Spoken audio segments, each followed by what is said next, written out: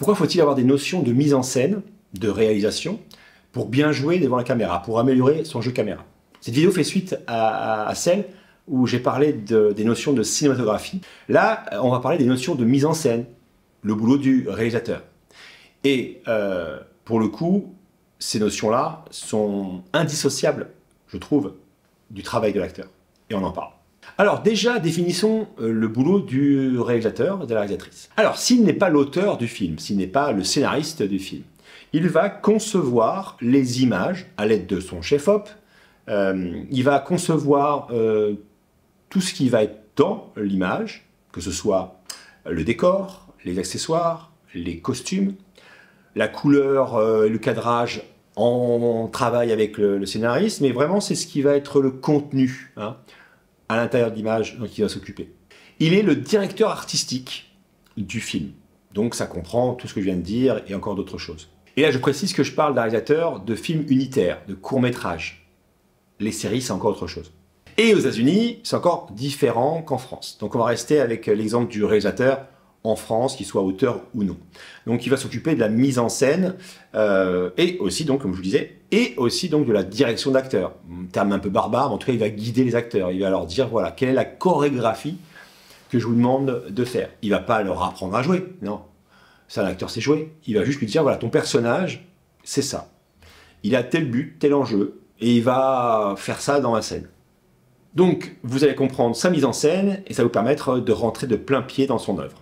Il faut comprendre que le réalisateur va choisir des plans narratifs. Par exemple, s'il vous plante, vous en tant qu'acteur-actrice, dans une grande pièce vide, il fait un plan large, vous êtes planté sur le côté de l'écran, du cadre, c'est qu'il y a une envie de vide, une envie de solitude, d'isolement. Narrativement, il va créer un message, il va parler avec ce plan-là.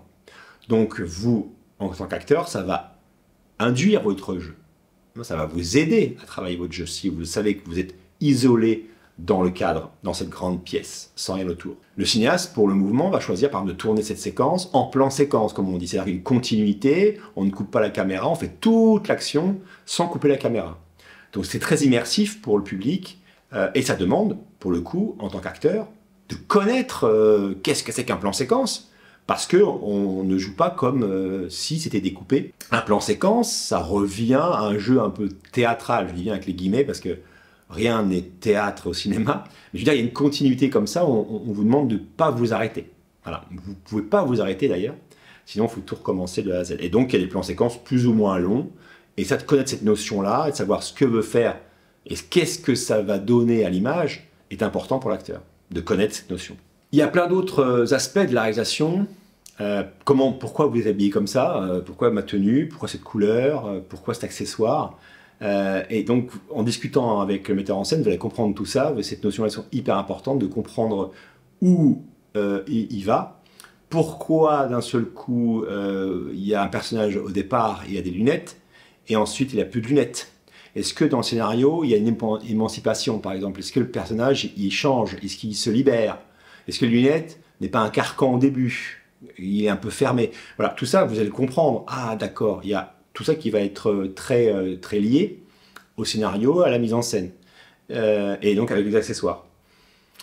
Donc en connaissant ces termes, en connaissant ces métiers de la mise en scène, même de façon un peu globale, comme ça, hein, même sur Internet, pas oublier de se former, mais déjà de connaître un peu, ça va vous rapprocher de votre réalisateur. Vous pourrez lui poser les bonnes questions et ça va créer un lien très fort, très proche, très intime avec votre réalisateur et je pense que le travail sera évidemment amélioré. Alors évidemment, il y a des cas, et ça existe, beaucoup d'acteurs le disent, qui ont fait une grande carrière, qui n'ont aucune notion de mise en scène, de cadrage, même de technique, et qui font très bien leur métier. Hein. Comme aujourd'hui, les informations sont accessibles grâce à Internet, que c'est pas plus mal qu'un acteur puisse brasser en fait tous les métiers qui l'entourent, au final, sur un tournage, même le son, hein, même le technicien du travelling. C'est quoi ces rails là? Ah, c'est un travelling. À quoi ça sert? Tout ça, c'est important, je pense, que vous ayez ces notions-là, qui vont vous permettre vraiment de vous immerger à l'intérieur d'un tournage. Merci d'avoir écouté et regardé cette vidéo jusqu'au bout. N'hésitez pas à laisser des commentaires, des questions, des suggestions.